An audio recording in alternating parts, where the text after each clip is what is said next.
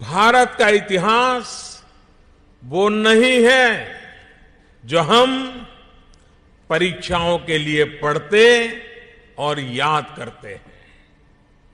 कुछ लोग बाहर से आए, पिता बेटे की हत्या करता रहा, भाई भाई को मारता रहा, सिंहासन के लिए संघर्ष होता रहा। यह भारत का इतिहास नहीं है। मैं नहीं कह रहा हूं, मैं गुरुदेव की बात सिर्फ पढ़ रहा हूं। राणा की तलवार एक बार युद्ध भूमि में बिजली सी चमकी तो फिर मयान में वापस नहीं गई। रण क्षेत्र में एक बार धारण किया योद्धा का कवच तो जीवन भर उतारा नहीं। ये कहानी है शौर्य के सूर्य महाराणा की। ये कहानी है स्वतंत्रता के शूरवीर महाराणा की।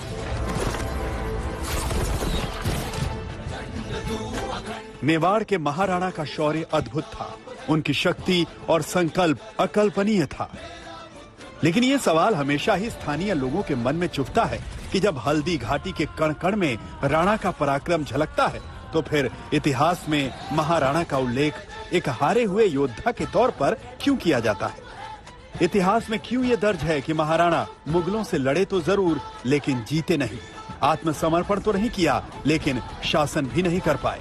क्या ये इतिहास सही है या इसमें तथ्यात्मक गलतियां हैं? इस समय ये देश का ट्रेंडिंग सवाल है। 3 दिन पहले करणी सेना ने राजसमंद जिले के रक्ततलाई से वो विवादित पट्टी बदल दी जिसमें महाराणा प्रताप के पीछे हटने की बात लिखी थी।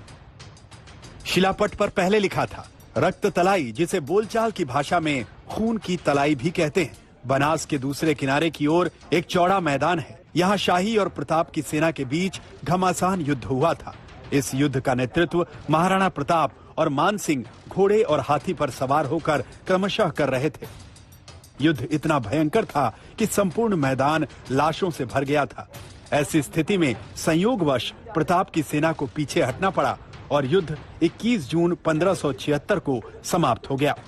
करणी सेना ने इस विवादित शिलापट्टी की आखिरी लाइन बदल दी और लिखा, युद्ध इतना भयंकर था कि संपूर्ण मैदान लाशों से भर गया था। ऐसी स्थिति में मुगलों की सेना को पीछे हटना पड़ा और युद्ध 21 जून 1576 को समाप्त हो गया।